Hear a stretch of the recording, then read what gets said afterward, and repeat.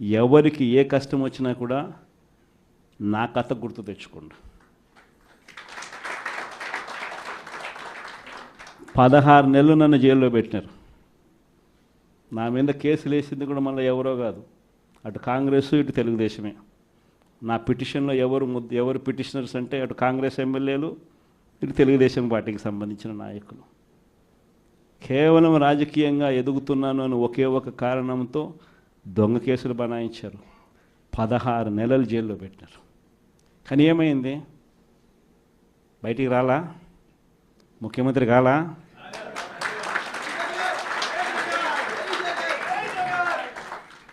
ప్రతి ఒక్కరు ఇది గుర్తుపెట్టుకోండి. ఎవరికైనా ఇంతే. మహా చేస్తే వీళ్ళు ఏం చేయగలుగుతారు? దొంగ కేసులు పెడతారు, కాదండంలా బెదిరిస్తారు, కాదండంలా మహా అయితే 3 నెలలు లోపల వేస్తారు, అది కాదండంలా. కానీ ఏం చేస్తారు? 3 నెలల తర్వాత మళ్ళా వస్తాం, రెట్టించిన ఉత్సాహంతో మళ్ళా పనిచేస్తాం. ఎవరెవరైతే మిమ్మల్ని జైల్లో పెట్టే కార్యక్రమం ఎవరెవరైతే చేస్తారో, మంచి చేసిన వాళ్ళని గుర్తుపెట్టుకోండి, చెడు చేసిన వాడిని గుర్తుపెట్టుకోండి. ఇద్దరిని గుర్తుపెట్టుకోమని చెప్తాను. ఊరికే చూస్తూ ఊరుకోం. వైఎస్ఆర్ కాంగ్రెస్ పార్టీ బ్రతుకుతుంది. వైఎస్ఆర్ కాంగ్రెస్ పార్టీ ఈ రాష్ట్రాన్ని ఏలుతుంది అని కూడా సందర్భంగా చెప్తాను. మరో 30 సంవత్సరాలు ఏళ్తామని కూడా ఈ సందర్భంగా కూడా మరి గట్టిగా కూడా చెప్తాను. కాబట్టి ఎవ్వరూ కూడా వైఎస్ఆర్ కాంగ్రెస్ పార్టీకి సంబంధించిన ఏ కార్యకర్త వెంటికి కూడా పీకలేడు అని చెప్పి కూడా ఈ సందర్భంగా చెప్తాను. ఇది ప్రతి ఒక్కరూ గుర్తుపెట్టుకోండి.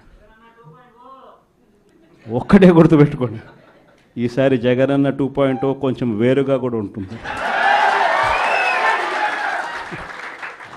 ఈసారి జగనన్న 2.0 కార్యకర్త కోసం ఎలా పనిచేస్తుందో కూడా చూపిస్తుంది. ఇది మాత్రం నేను ఖచ్చితంగా చెప్తా ఉన్నా. ఎందుకనంటే జగనన్న 1.0లో బహుశా కార్యకర్తలకు నేను అంత గొప్పగా బహుశా చేయలేకపోయి ఉండొచ్చేమో.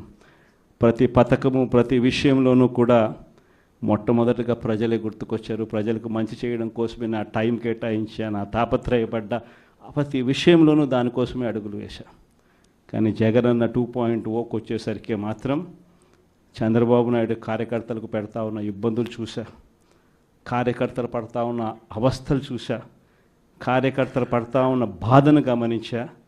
వీళ్ళ కోసం గట్టిగా మీ జగనన్న ఉంటాడని సందర్భంగా గట్టిగా చెప్తాను.